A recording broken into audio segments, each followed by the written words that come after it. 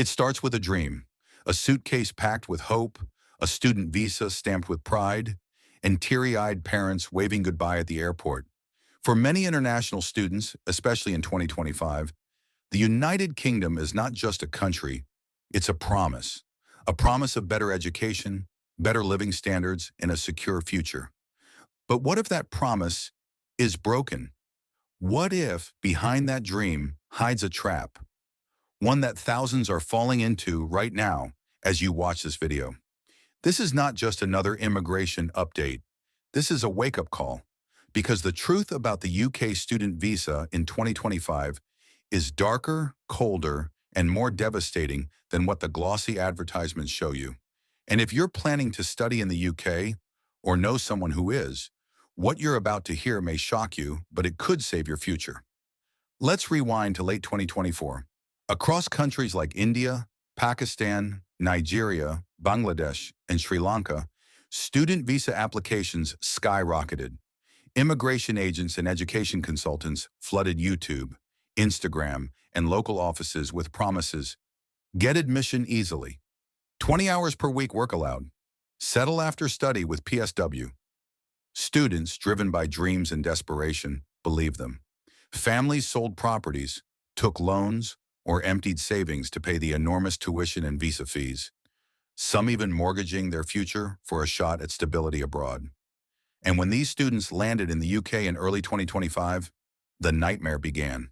The first shock: accommodation. The UK rental crisis reached boiling point. In cities like London, Leicester, Birmingham, and Glasgow, hundreds of students couldn't find a place to live. Some slept in train stations. Others paid £700 or more for a single bed in a shared room. Landlords charged outrageous deposits, often non-refundable, knowing students had no choice. In some cases, 6 to 10 people were crammed into two-bedroom apartments, with no heating, no contracts, and no legal protection. Students hoping to balance their lives with part-time jobs were met with the second blow: job scarcity. Every corner shop, restaurant, or delivery service already had applications piled high. A single cafe job posting would receive 500 applications in a day. Supermarkets put up signs that read, "No more CVS, please." The economy, still recovering from earlier disruptions, could not accommodate this surge in student arrivals. Those lucky enough to get jobs earned minimum wage, often not enough to survive. With the 20-hour work limit, most made barely £500 to £600 a month, while their rent alone was £600 plus. Add travel, food, and phone bills, and the math simply didn't work. Students started skipping meals, borrowing from friends, or working illegally, a risk that could lead to visa cancellation and deportation. And while students were drowning, many universities remained silent. Why? Because international students are a business. Each student pays £10,000 to £18,000 per year in fees. Multiply that by tens of thousands, and it's a billion-pound industry. Some universities didn't care where students lived, if they had jobs, or even if they attended classes. As long as the tuition kept coming, a silent system built to profit, not protect. Then came the emotional toll. Thousands of students reported anxiety, depression, and even suicidal thoughts. Away from home, isolated and ashamed, many suffered silently. They couldn't tell their parents. How do you say "I sleep on the floor" to the mother who borrowed money for your flight? WhatsApp calls became lies. Smiles on video calls became masks. One student from Hyderabad shared anonymously, "My father thinks I live in a neat studio. In truth, I live in a moldy basement with 3 other boys. Sometimes we skip dinner just to save money for next month's rent." Then came the policy shock. In mid-2025, the UK government started tightening immigration rules. The 2-year post-study work, PSW visa, once the hope for many, is now under threat. New regulations suggest that only students from specific priority courses or elite universities may qualify. For the rest, it could be "study here, now go back."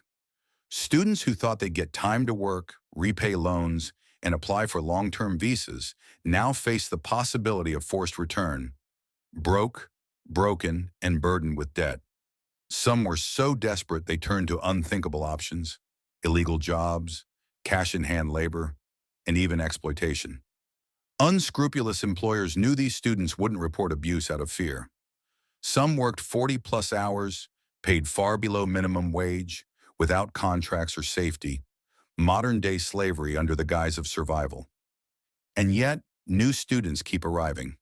Why? Because the truth is hidden, because agents keep selling the dream, because families back home still believe in the myth, because universities won't stop until every seat is filled, every pound collected. And that's why we made this video. Not to scare you, but to show you the truth. So, is the UK still worth it in 2025? That's the question every student must ask. If you come from a financially stable background, with clear goals and no illusions, maybe yes.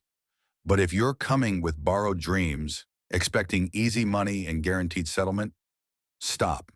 Ask yourself, what's the real cost of chasing this dream? Before you apply, research deeply. Talk to real students, not just agents. Join forums, read reviews, speak to those already in the UK. Question everything. Will I find a job? Can I afford rent? What if my PSW is denied? Is this the best path or just the most popular one? Because once you're on that plane, there's no turning back. And for many, by the time they realize the truth, it's already too late. The student visa trap isn't just a headline. It's a harsh, lived reality for thousands. And unless we speak up, unless we share the truth, it will keep swallowing more dreams whole. If this message spoke to you, if you know someone planning to study in the UK, share this video. Protect a dream before it turns into a nightmare. And if you found this video helpful, please like, comment, and subscribe. Your support helps us reach more people and uncover more hidden truths. Thank you for watching. Stay informed, stay alert, and never stop asking the hard questions.